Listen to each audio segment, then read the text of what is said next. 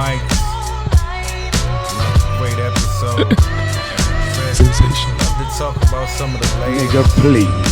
some of the classic things going around the world. Whether it be sports, whether it be hip hop, anything. World views, relationships, money. Just wanna know whose mic got crushed. Who's the dominant thought? Who's resulting in the win?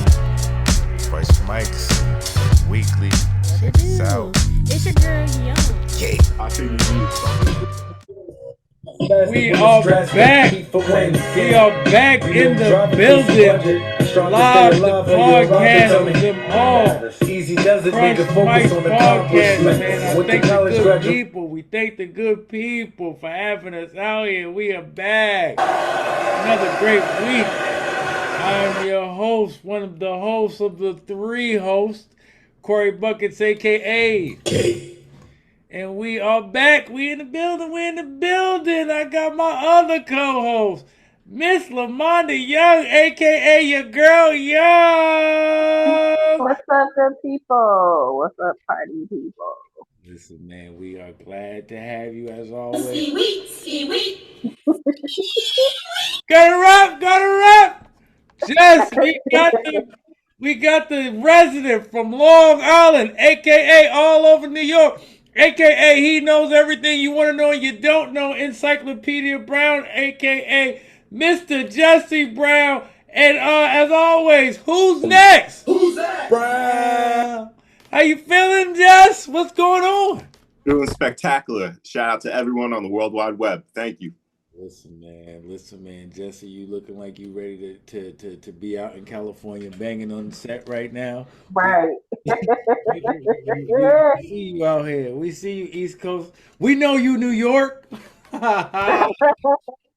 Listen, man. It's great to have y'all as always, man. We are back another week, man. We just thank the people for being here. Everybody that's been hitting us up. We got all kinds of people hitting us up. Hey, y'all need some extra help? Yo, I'm like, whoa. It's good to know we got some good people out here just feeling what we doing. So, without further ado. So, Mr. LeBron James could possibly be signing with the Philadelphia 76ers. There's a lot of people, a lot of different teams that's been talking to him in representation, Rich Paul, and Bob Myers, former GM for the Golden State Warriors, who constructed a lot of that dynasty work over there. He believes he's given the pitch that made him want to think about the cheese steak. Do you think this is some real legitimate stuff, or is it a LeBron, you just need to sit down kind of thing? What you thinking about it, Lamonda? With LeBron being a free agent, I think he's trying to see who's gonna give him the best pitch, I guess.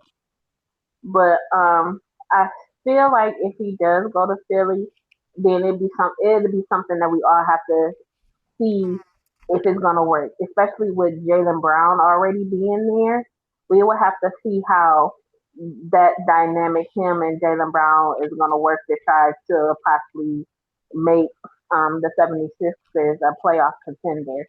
So I feel like we just gonna have to see how it play out if he goes. And then the second thing, is he gonna stay healthy to be able to contribute to the team?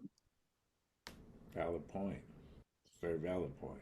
That's a very valid point. And not to mention the beef that him and Jaylen Brown lightweight had when he said that Bronny was an NBA player. We can't skip over that. Right.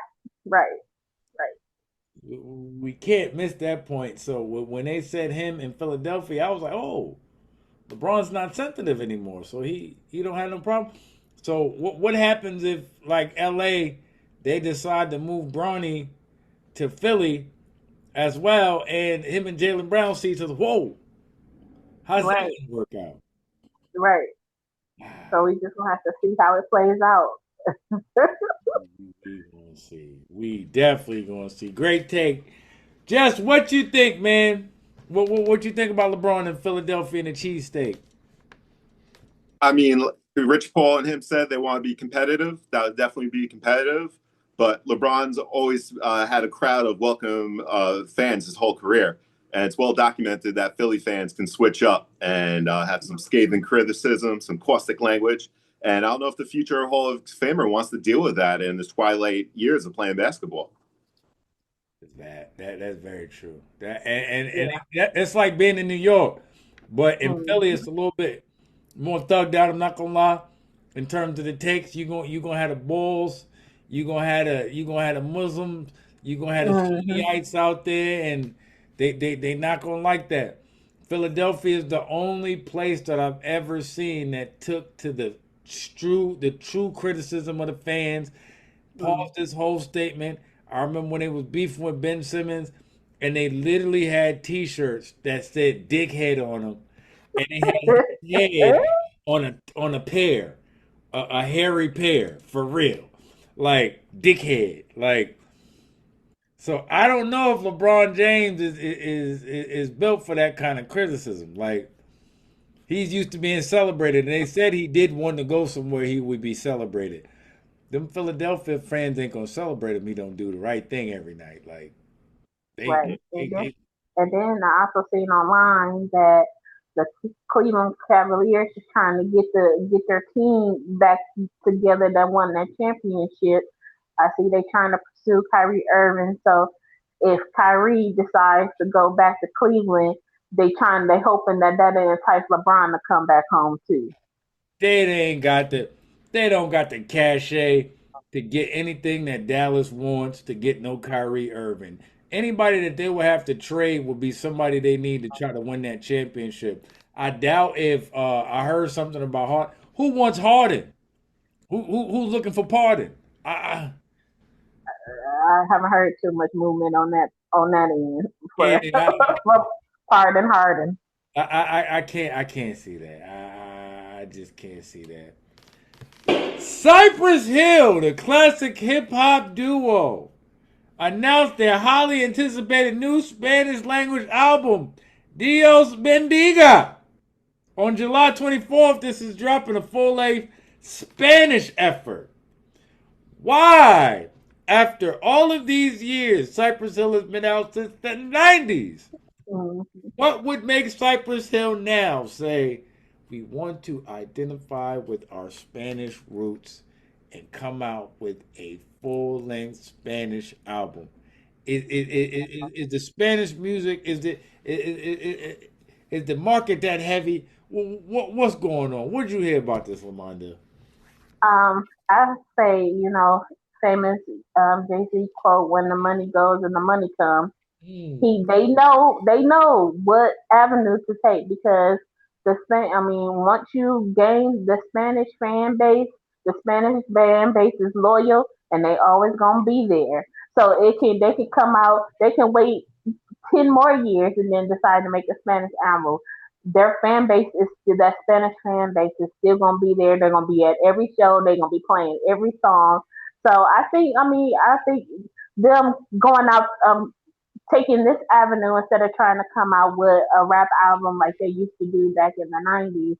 I think this will put them back on the map to whereas if they want to cross back over to get back in the rap game, then if this go good for them, then it's a possibility they can have their rap career resurrected.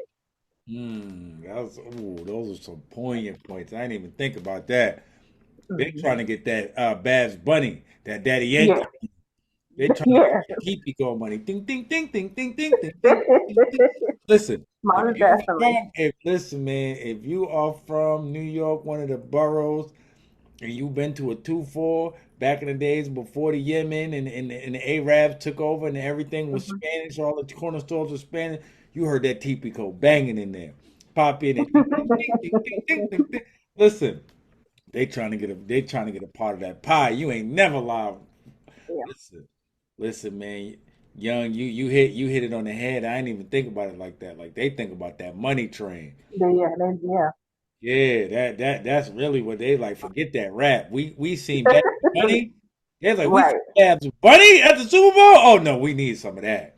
Can you imagine if they could do the Spanish and it goes over well? and then they can do the classic joint. They might end up in a Super Bowl themselves, Cypress Hill. Sales, and yeah, yep. I didn't even think about that. Jess, what you think about this, man? You brought this to the fold, man. You out here looking like you ready for the Cypress Hill album. What you think? I think you got to represent for all the vatos. Fucking,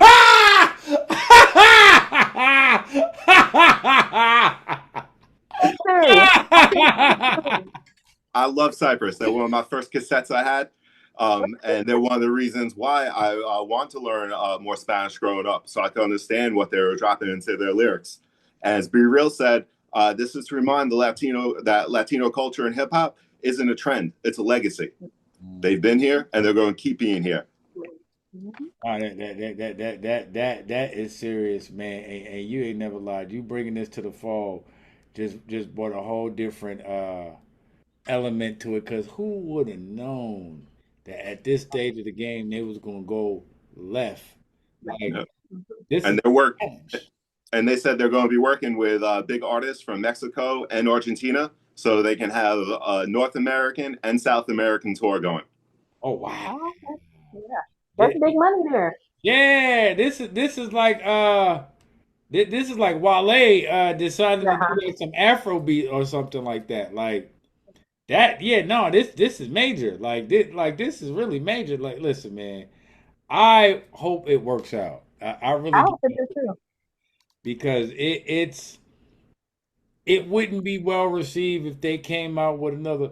If I could just kill a man, like And yeah, in 2026. So I think this might be the perfect transition for them here. Like it's a little off. You know, it wasn't expected. I think their fan base will be happy because I believe they got a fan base that would say, "Hey, man, they never represented for the Spanish community." yeah. So this is their opportunity to do that, man. Like, shout out to Cypress Hill, man. Shout out to Cypress Hill. Reports are circulating that Bam Adebayo punched Tyler Hero or let's just say, put hands on Tyler Hero during the Las Vegas Summer League. I heard it wasn't during actually one of the games. I heard it was out in Vegas at another practice Mhm. facility. Um, got a little bit more information as things unfolded. But what did you hear about this, Lamonda? What is going on out there with the ex Heat family? That's not Heat culture. That's not Heat. Not, that's not. Well, if this is a clear example, if on site was a person.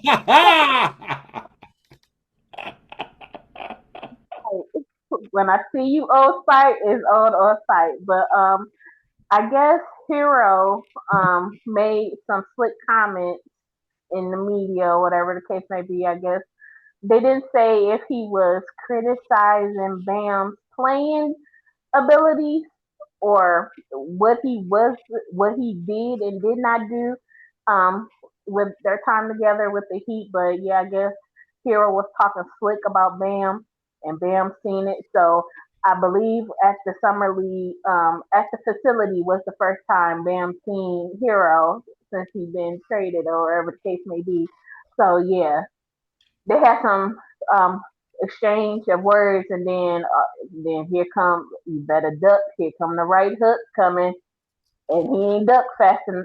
He ain't duck fast enough.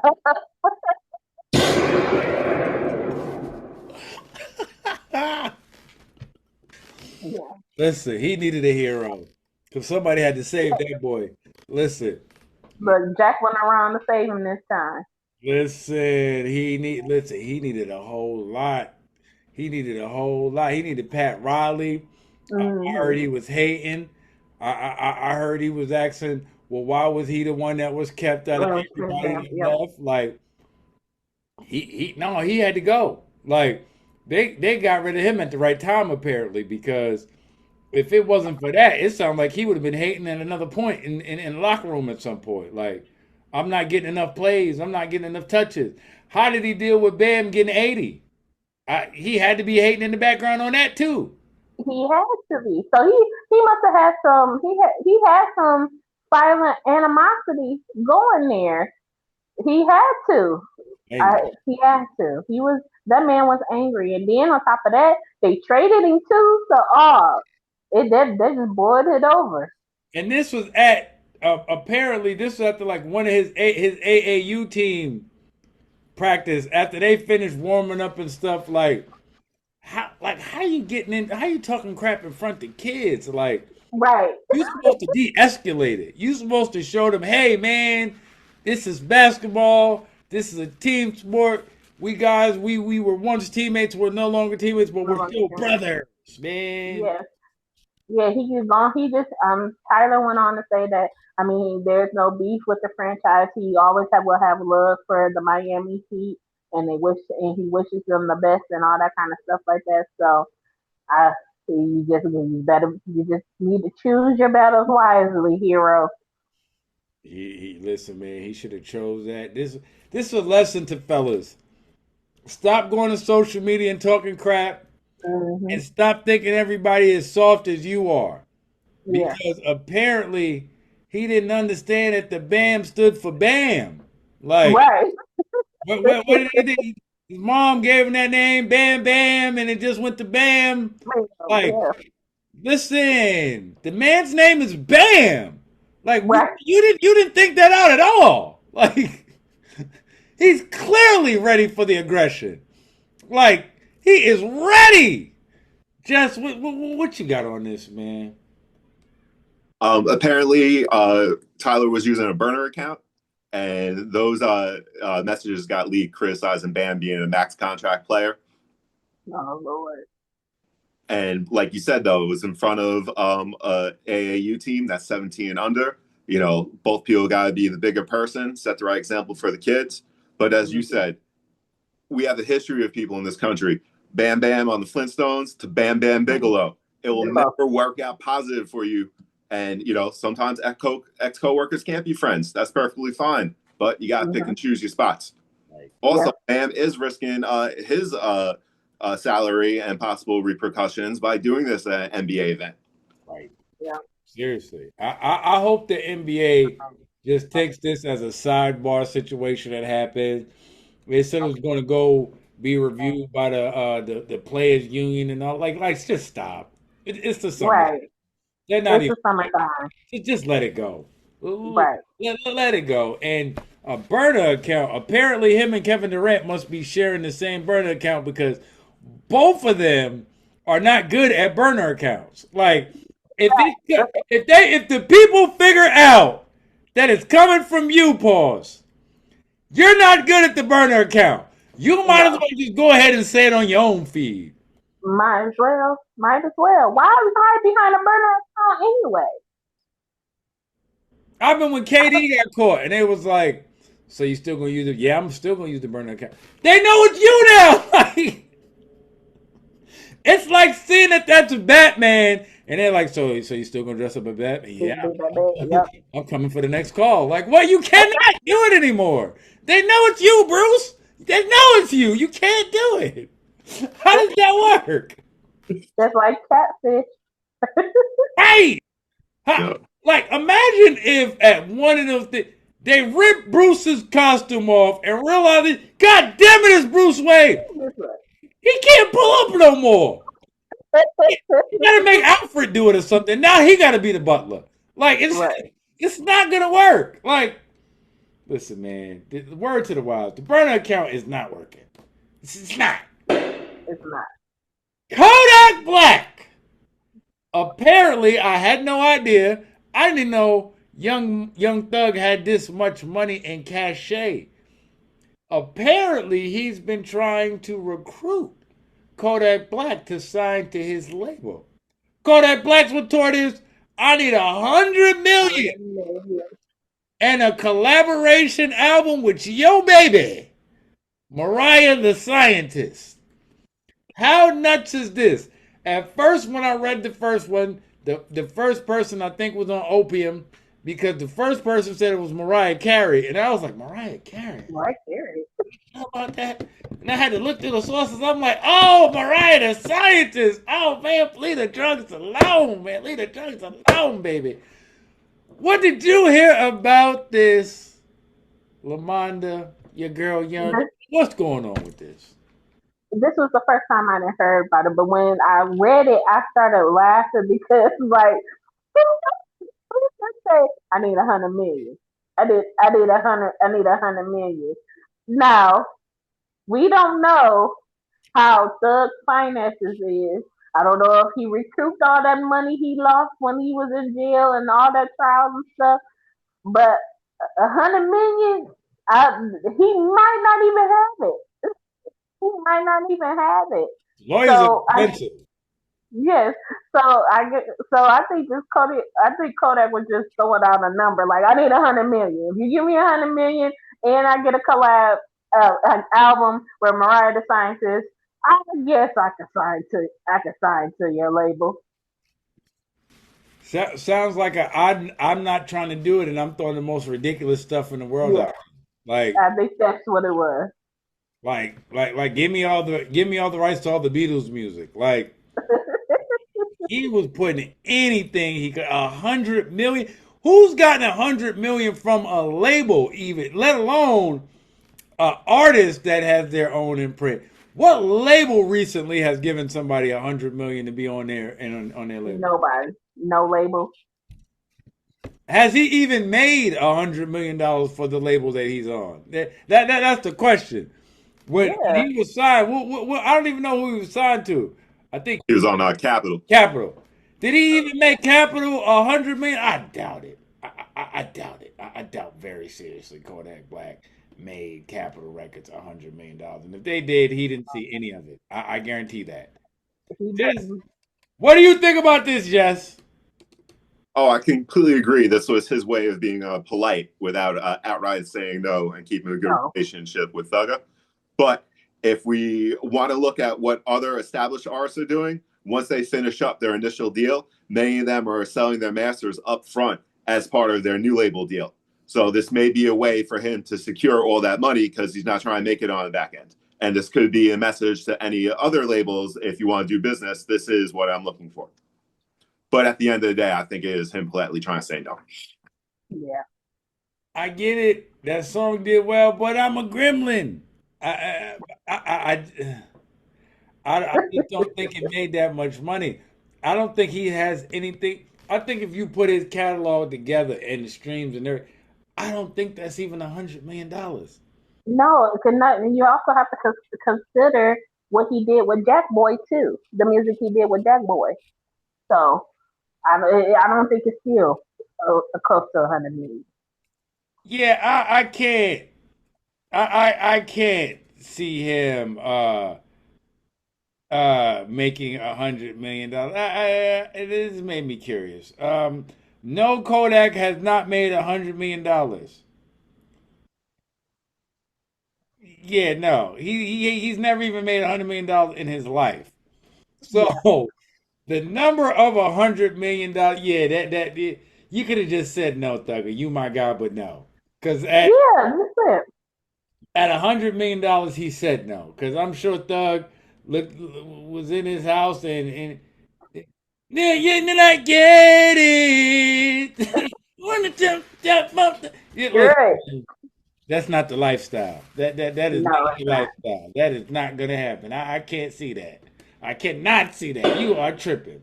So, an issue near and dear to my heart. When I saw this on Art of Dialogue, I tell you, I had adult tears rolling down my eyes. Because when I happened to be watching the Joe and Jada show, and the day I heard Fat Joe say him and Biggie recorded an album, I'm like, now you have told some very interesting Story. before. But Joe, we're going to say of all people, you did a whole album, not an EP. You did a whole album with Biggie, and you didn't think to put out any of these songs. Right. His estate didn't even when you were hot. You were hot. You had your hottest record. You lean back. That. But I'm all the way up. You didn't think to put none of those songs on those projects? You didn't think the estate would clear it with you having a #1 record, and what that would have done for the estate if you had any of those songs and put them out with that with new production, Cool and Drake. So you're gonna tell us? Apparently, on Art of Dialogue, Little C says he knows nothing of a Fat Joe and Notorious Big album. Lamonda, when you heard about this, what was the first thing that entered your mind? Was it that Fat Joe was telling untruth, or did you think, hey, your name is Little C's? You was like the little sidekick. Maybe you just don't know everything. It could have happened on one of those nights when you was out with Junior Mafia. What was you thinking? The one when I seen it, I laughed to myself. I said, here you go again. Here you go again, because it's not the first time he just said something crazy on the podcast, and Jada was looking at him like, nigga, you're right. Like, But if anybody know that it's some secret recordings or some secret music with him and Biggie somewhere, Little C's would know. Little C's was damn near in Biggie's skin when Biggie was alive.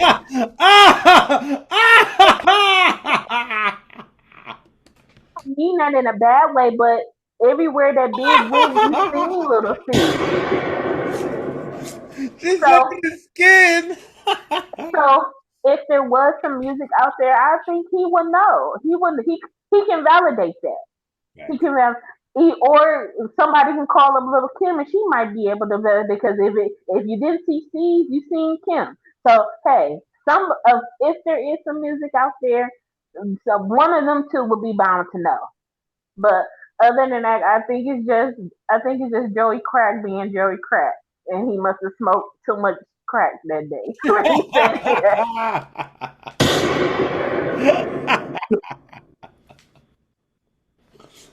It's hard for me to believe that you would have a song with Biggie and there's no Diddy ad libs on it, because I was listening to Juicy the other day. Like, I never listened to.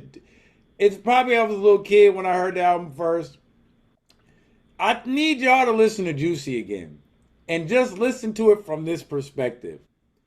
Diddy does not shut up from the time the song comes on. He has as many ad libs on that song that Biggie has lyrics. It made a whole different sense to me as to why Suge Knight at the Source Awards said producer all on the record. I didn't realize he had that many ad libs on Juicy. I said, God, shut up, Diddy, shut up. Like the song had gone on. Biggie wasn't rapping anymore. There was no more beat. Toto was just still trying to, it's all good, nigga. Like, God damn, Diddy, shut up. He went in the booth after Biggie was done to add all those adders. He couldn't possibly do it while he was in the studio. No way. Because Big would have like, hey, you don't think that's too much? You Playboy, right? You rapping all, you rapping, you doing more ad libs than I got rap, Playboy. Right. Like, Jess, what you think about this, man? You think there's anything going on with the Fat Man with Fat Joe? You think this is possible, credible, or what you thinking out there? This is one of the few times I said this is so ridiculous, I have to investigate this. Right. Just for pun at least. Yeah, because Pun would be pissed if he heard that. Yeah. So what I found was Fat Joe originally stated that they planned to do a collab EP. It was only 5 tracks, and most of their tracks were all diss tracks towards Tupac. If you look at the original version of the track list for Life After Death album, Joey Crack was listed as a guest artist for the song Once Upon a Time, but it did get cut at the final album release. Lance Rivera, who handled all the production for Daddy's House, Bad Boy Records at the time, says he has zero knowledge of this whatsoever. Lil C says he has no knowledge of this whatsoever. But Biggie is known to ghostwrite to get paid in cash rather than Bad Boy taking the percentage from the artist. So if this was a legitimate EP that was done between both of them, it would make sense that it was not done anywhere near Lance and Puffy, and it was done at a neutral studio. And we all know Lil C's has been known to spill the beans, or as Spanish say, the frijoles, because Fat Joe said it was going to be the Black and Latin Don collab. Little Frihole. I told you it's for Cypress Hill all day. Don't you know I'm loco? Listen, you shed a little bit of light on that, and I didn't think there was any light to be shed on that. Yeah. That is true. If there was a possibility that this could have happened, they would have kept it away from Little C's. That I will say that, but I just don't believe that Biggie, who's getting checks from everybody, everywhere, Mhm. is stopping to take the time respectfully to do a whole EP with Fat Joe, unless he's writing all the music for Fat Joe and himself, So, and he's getting paid for it. right. I can see that because I also would have never thought he would have been doing a song with Shaq, and Little C's talked about that on the Art of Dialogue as well. He said that there was one of those verses when he was like, "Alarm to a lemon, my DC women." That verse was supposed to be for Shaq, but Shaq heard it. He was like, "This is crazy," but I am in the NBA. I can't say none of that stuff. Yeah, I can't say any of that. yeah. Shaq says they got multiple songs recorded together because Shaq had a studio in the LA crib. Yeah, Mhm. I was surprised to know that he actually wrote those verses for you because I thought Biggie still wrote that, even though I thought it was weak. I was like, maybe Biggie still wrote that because I didn't know. Shaq is halfway decent. Then I'm not giving him enough credit. Like, I mean, hey, outstanding was in rotation in the 90s, you know? I mean, he was Shaq. Yeah. In the history of Mike crushes, nobody got that Mike crush harder than him on "You Can't Stop the Rain." Oh my God! Um, Like he was supposed to hear that song, hear that hook, and say, "You know what, Biggie? Let's do another song. You can have this." mhm. We should have had three Biggie 16s, and he should have excused himself. And then we should have heard that he was supposed to be on it on another, and then heard that later on. They could have picked Uh-huh. another beat, but for that particular beat that I feel like fit Biggie perfectly. Shaq should have just got off of that, man. Off of it, yeah. Ah, I'm disappointed that he didn't read the room on that one. Ah. So NBA YoungBoy is in the media once again. I saw him barking on some dude. I forget his name. And the dude was like, he made a very poignant point. He said, "It's irony how we never see you in the street. Every time we see you, you're yelling at your camera in the house. It's never you actually having confrontation with nobody in person. You're always on camera yelling at somebody from your house. You don't be doing nothing." Him, I saw him on social media, NBA YoungBoy, disrespecting Future in all kinds of ways, and I didn't know what happened. And apparently, Future's putting out a project that he was supposed to be featured on, and at the last minute, I guess he must have pulled the track. Maybe realized that wasn't the message I want to go with. That's not the fan base I wanted. Whatever Future's reason were, we'll find out in the future. No pun intended. But he pulled a song with NBA YoungBoy, and NBA YoungBoy was going busting out, going crazy online. What is going on with NBA YoungBoy? Do you think that his raids are warranted, or do you think he's just losing it and just like the misguided youth out here just going crazy? What you think about this NBA YoungBoy tirade over Future, Lamonda? Well, just today while I was scrolling on TikTok, I came across two videos. The first video, he basically told, I don't know if he was talking to Future or whoever he was talking to, he basically told him he'd be by himself. He in North Carolina right now. Y'all, they can pull up on him and it's whatever, or whatever the case may be. Then the second video I seen, he was going off. He he said something about in the instance of like you be in my auntie's closet or some whatever he was talking about.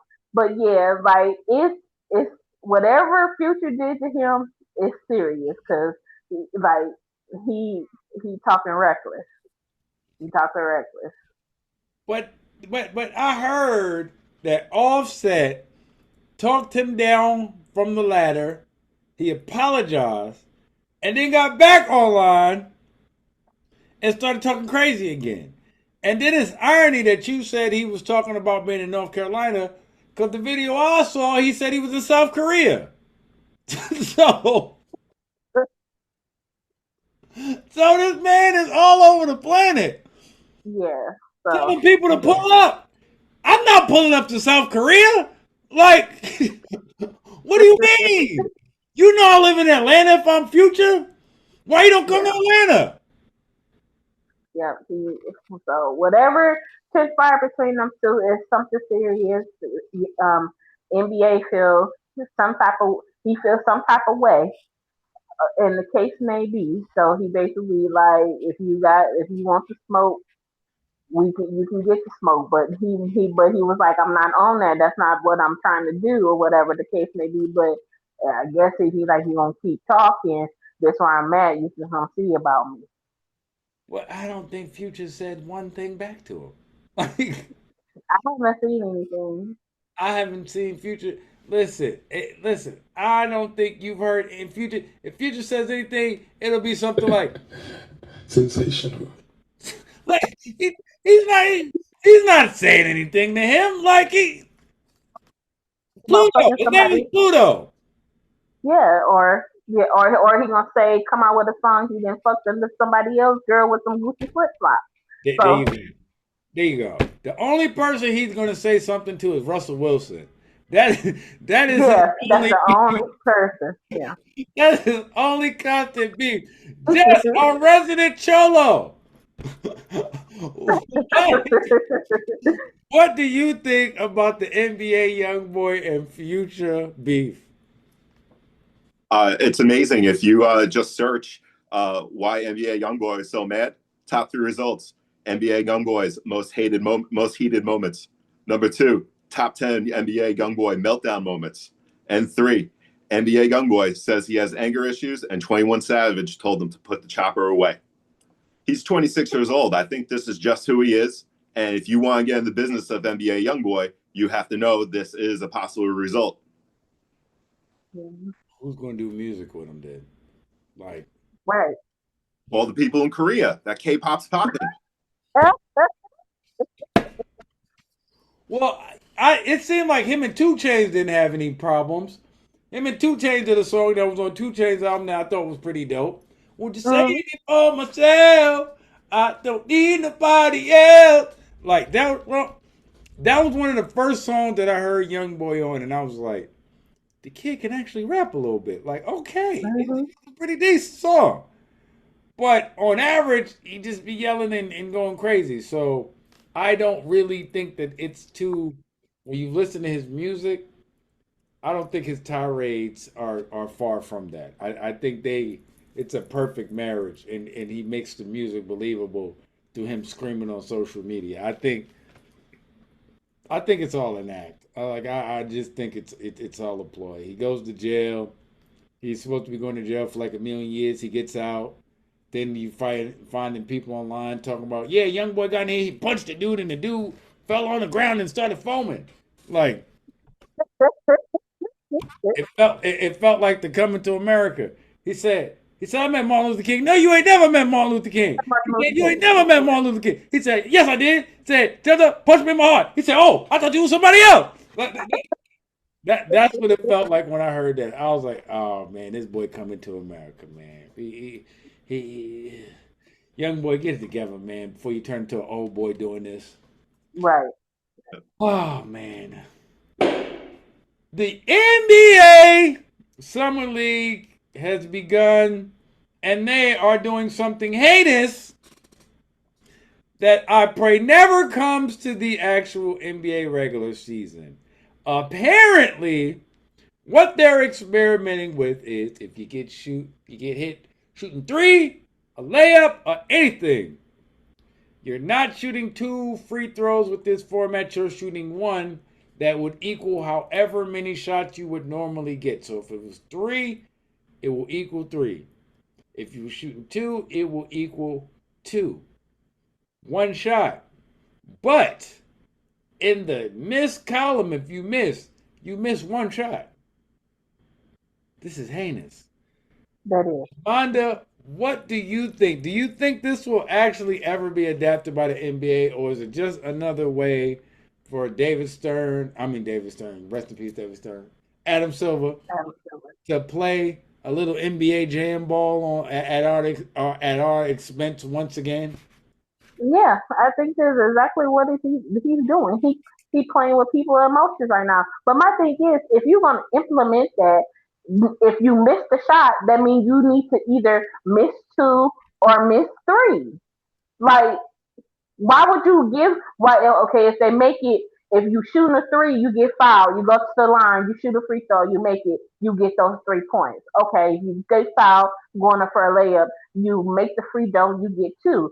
Okay, so if you go to the free throw line and you miss it, you need to either get that, you need that two or that three. Like, don't just make it, oh, if you miss the free throw, you get one. No, it has to balance out because like you got people in the NBA that can shoot really good free throws, and then you got people in the NBA that suck shooting free throws. We all know this. That's like if they would have implemented when Shaq was playing. Just imagine how his would have been. I think Shaq would have still been shooting 12%, me personally. Because that's more pressure to make the one free throw now. I saw them shooting a paint off the rim the other night in summer league. I tried to watch the Jazz versus the Wizards. They were shooting a paint off the rim. I'm like, you got the one free throw. It's a lot of pressure on the one free throw now. Yeah. So, it's a lot of pressure on the week. And then on top of that, now what if it comes down to the fourth quarter and it's like point two on the shot clock and somebody at the free throw line and they missed it? That means they either losing by 2 or they losing by 3. It's tough, man. I don't think they thought that through. I don't think they thought it through either. Mark Price is somewhere air punching in his house. I shot 90% for no reason. With 2 free throws. Like, it's ridiculous, man. Like, they're doing everything. To me, they're doing everything to make statistics not matter. Like, when we're doing that as a collective and as the NBA, you said stats don't matter because we're going to do everything we can to manipulate them. Yeah. We're giving you all this extra stuff to make it so that you can get all these ridiculous amount of stats. So all these people, all these greats that went through all the different conditions over the years to do what they did, forget it. Forget it. And Game is already changed. You just giving the vets that got all the veteran players that got podcasts now. You just give them ammo to go on their podcast and talk stuff about the league. Listen, they are machine gun firing on the NBA. See, it's just no way you can agree with this as a veteran who played through the physical knockdown NBA. There's no way. Jess, what you think about this, man? I heard that the new rules aren't going to apply to the last 2 minutes of the fourth quarter and overtime. Those will be regular free throws. So that way we'll avoid that problem. But they're still making a problem that doesn't need to exist. It's the only unguarded shot, you versus the hoop. This is what we all start out and how we learn. Yep. Interestingly, though, since 1980, the league has averaged 78% free throw success, despite Mark Price or Shaq. Wow. And this one shot really speeds up the gameplay. So now in between shots, you don't have daps between all the players. No headband, no shooting sleeve adjustments, just shoot and go. So the NBA will never allow this in regular season. You know how fast games are going to screw up your advertisement time? You cannot risk losing all that precious advertisements. Adam Silver is all about that money. They want to sell ads for anyone and to everyone. That makes sense. And personally, we need stuff like that at the line. Like it added flavor to the league, man. We don't need them speeding the game up, turning this into a running clock. Like next thing Right. you know, that's what they're gonna be doing. They're doing a running clock. Like it is entertainment, and there's a skill to it. There's a strategy to it that makes it what it is. Like when you add all of these video game like things to the game, it just waters it down. Yeah. And if they're gonna do something like this, do it during All-Star weekend. Make do it when the players are supposed to be coming to have fun and mingle with their fellow colleagues without all that pressure on with the playoffs and all that kind of stuff like that. If you're gonna implement that, implement it into the All-Star game. If you're gonna do something like that. I like that. I think that could work for an all-star game format. I think that would be a good option because realistically, the all-star game is turned into the Pro Bowl anyway. Yeah, it is.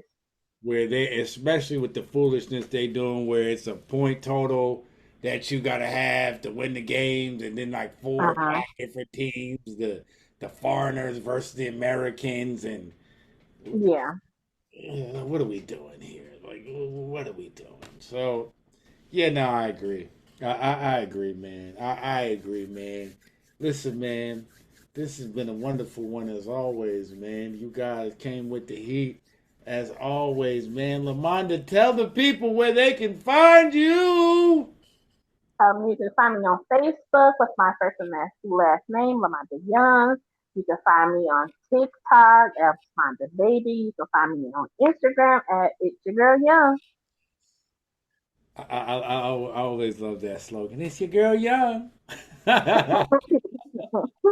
Just where can the people find you? I'm on Twitter at SO Jessero and just jumped onto threads, as you said, and Knickerbocker, please. And you can always find me with that fresh can of Black Magic. Oh my God, here we go. Here we go. Listen, we need a Black Magic sponsor. Magic That sponsor. is Yeah. definitely about that Black Magic. Listen, he might need a flannel sponsor after this one. Um, um, Listen, and Lamonda, side note, it looks like Asia is making kicks just for you, the AKA the ski weed. Yeah, Her I new believe sneakers are in the AKA colors. yes, and I believe she's everybody that went to Boulay is getting up here if I'm not mistaken. Fire, fire, that's fire. She is representing. Yes. She always come. I mean, any sneaker she come out with, she comes out with a pink and green colorway, no matter what type of sneaker she come out with. Either it be all pink with a little bit of white, or they be pink and green. Listen, man, listen, it's pinkies up, man. Like she representing. When Yeah, I tell you she is representing, listen, I ain't mad at that. You need more like her. You need more yeah. like her, man. Until the next show, man. We thank y'all, man. Y'all be cool.